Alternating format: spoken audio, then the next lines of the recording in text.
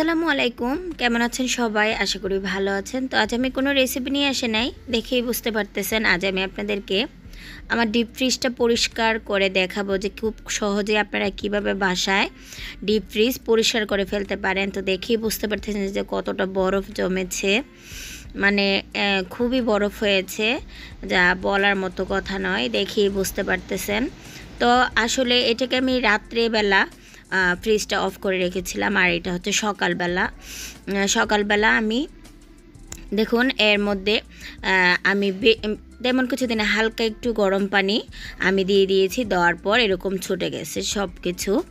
তো এরকম করে বরফ খুব সহজে আপনারা যদি রাত্রে বন্ধ করে রাখেন তাহলে কিন্তু খুব সহজেই কিন্তু আপনাদের ফ্রিজটা পরিষ্কার করা হয়ে যাবে। আর দেখেই বুঝতে পারতেছেন আমি খুব সহজেই কিন্তু এটা পরিষ্কার করে ফেলতেছি। তো আমার বেশি সময় লাগেনি, আমি 10 মিনিটের মধ্যে আমার ফ্রিজটা একদম পরিষ্কার করে ফেলেছিলাম। আর এই বোতল যেগুলো আপনারা দেখতেছেন যে পানির বোতল, মানে কোকের বোতলে পানি ঢোকানো, এগুলো আসলে আমি সবসময় ব্যবহার করি। এটা আসলে বলতে গেলে একটা টিপস আমি আপনাদের সাথে শেয়ার করি যে আমরা ফ্রিজের মধ্যে মাছ মাংস কোনোভাবেই খালি খালি রেখে দেব না। এভাবে যদি ফ্রিজের নিচে আপনারা খুব সুন্দরভাবে বিছিয়ে বোতলগুলো রাখতে পারেন তাহলে দেখা যাবে মাছ মাংস কোনো কিছুই ফ্রিজের নিচে লেগে যাবে না বেশি বরফ হওয়ার ফলে। তো আপনারা চাইলে এই টিপসটা ফলো করতে পারেন। আমি সব সময় এরকম করে রাখি, পানির এরকম বোতলে আমি পানি ঢুকিয়ে আমি এভাবে রেখে দিই। আর পানি ঢুকালে কিন্তু বোতলগুলো একদম নড়বে না, সেজন্য অবশ্যই পানিটা ভিতরে ঢুকিয়ে তারপর রাখতে হবে, যেন বোতলটা একটু ভারী হয়ে যায় বরফ হওয়ার পর। তো অবশ্যই আপনারা এভাবে করতে পারেন, তাহলে আপনাদের জন্য খুব সহজ হবে। আর খুব সহজে কিন্তু টান দিলে যে মাছ মাংস রাখা হয় সেগুলো বের হয়ে আসে। তো এইভাবে আমি চামচ দিয়ে, ফ্রিজের যে চামচটা থাকে ওটা দিয়ে আমি এভাবে বরফগুলো একটু ছাড়িয়ে নিচ্ছি। দেখেই বুঝতে পারতেছেন বরফগুলো কিন্তু খুব সুন্দরভাবে উঠে যাচ্ছে। তো এইগুলা ওঠানোর পর আমি নিচটা পরিষ্কার করব। প্রথমে আমি এইভাবে সাইড থেকে বরফগুলা ছাড়িয়ে নিচ্ছি।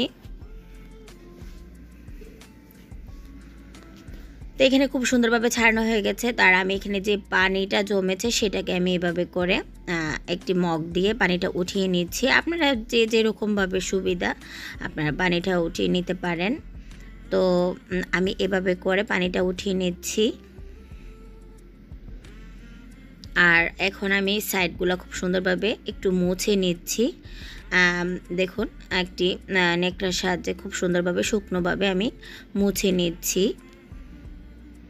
তো এটা যখন বরফটা পড়ে যায় তেমন কিন্তু ময়লা থাকে না। হালকা একটু পানি দিয়ে আমরা খুব সুন্দরভাবে সাইডগুলো মুছে নিব। তো বেশি সময় কিন্তু লাগে না, অল্প সময় কিন্তু খুব সহজে আপনারা এটা পরিষ্কার করে ফেলতে পারেন বাসায়।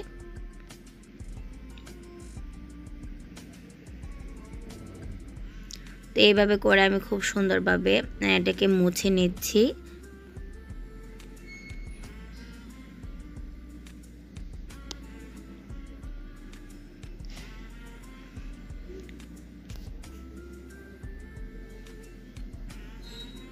তা আমি এখানে কিন্তু এই পানিটাও খুব সুন্দরভাবে উঠিয়ে নেব। আর আমার বোতলগুলো কিন্তু এমনিই কিন্তু টান দেওয়ার ফলে পানির বোতলগুলো উঠে এসেছে, কারণ এগুলা লাগবে না, এগুলো এমনিতেই থাকবে, একদমই লাগবে না।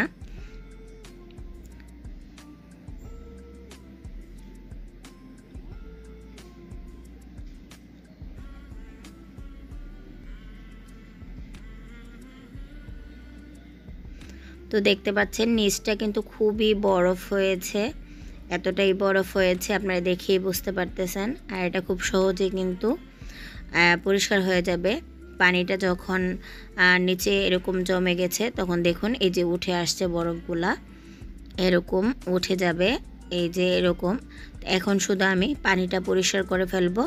পানিটা পরিষ্কার করার পরে কিন্তু এটা মুছে ফেললেই একদম পরিষ্কার। তো আমার এখানে পানিটা পরিষ্কার করা হয়ে গেছে। আর এখন খুব সুন্দরভাবে আমি মুছে নিব এটাকে উপর থেকে নিচ পর্যন্ত। খুব সুন্দরভাবে মুছে নিব। তো মুছে নিলেই কিন্তু এটা একদম পরিষ্কার হয়ে যাবে, আর খুব অল্প সময় কিন্তু পরিষ্কার করে ফেলা হয়ে গেছে। তো দেখুন কতটা সুন্দর হয়েছে। তো আজ এই পর্যন্তই। সবাই ভালো থাকবেন, সুস্থ থাকবেন। আল্লাহ হাফেজ।